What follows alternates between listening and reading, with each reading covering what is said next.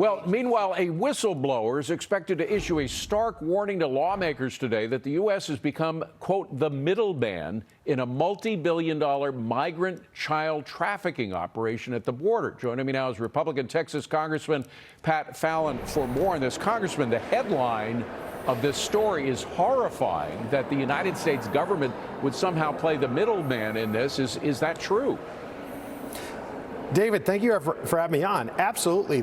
Joe Biden and his administration have really not only enabled but facilitated the largest sex trafficking and human smuggling operation in human history. And it's been going on now, David, for almost 2.5 years. We've had 7 million people cross the border illegally in the last 2.5 years. We've lost contact. The HHS has lost contact with 85,000 unaccompanied minors. And what most Americans don't realize is the drug cartels charge up to $4,000 per person for people that cross the border. And if you don't have that money, they'll either make you be a mule, they'll harm you, or you can quote unquote work it off. And that's why sexual trafficking is alive and well in the United States. There certainly is no question that the number of unaccompanied children crossing the border has dramatically increased. It was 33,000 in 2020, which is a huge number.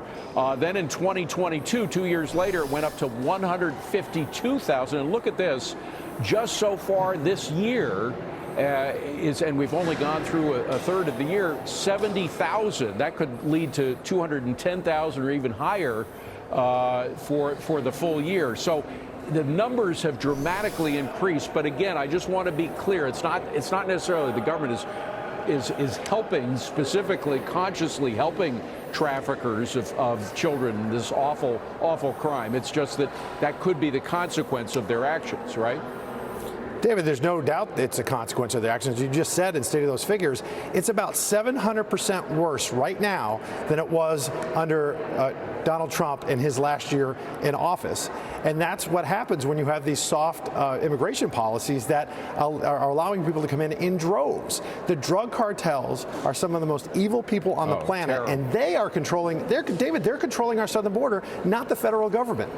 Well, there's nothing more evil than people that abuse children, and that's the part of this that is just really, it is evil. And I'm wondering the extent to which, I mean, at one point there was the operations included warehouses in which children are kept under armed guard. That's the sort of thing that I would think a community would notice. Is the FBI onto this, or is the FBI doing enough to track down these warehouses and other big facilities that might stand out in a community? I do not think the federal government is doing nearly enough. We should be securing our southern border, number one, so we don't encourage folks to come across illegally. Because you know what people don't talk about, particularly the folks on the left, 30% of young women that transit Mexico to come to the United States are raped or sexually assaulted along the journey. It's very perilous, it's very dangerous, and the cartels care nothing about, they care nothing about human dignity. They care about one thing, and that's profit. And we need to call them out for the clear and present danger that they are, because sexual trafficking, but also slavery in this country, is alive and well.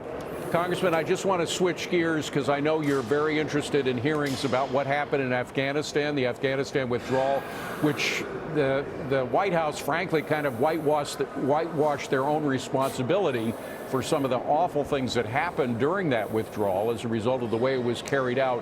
What's the next step in figuring things out there?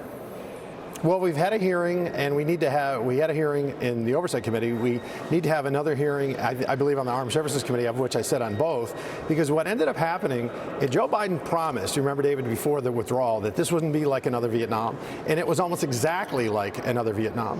What he did was he listened to the wrong people, not his military experts on the ground, but the State Department, and we took 2,500 troop level, which the Pentagon said was the minimum we should do, to hold Bagram and Kabul, and he went down to 650. And what happened was we left Bagram, 5,000 scumbag prisoners and criminals escaped, one of which was the suicide bomber that murdered 13 American service members. We also left $7 billion worth of equipment. Somebody needs to be held accountable, because to date, David, nobody has.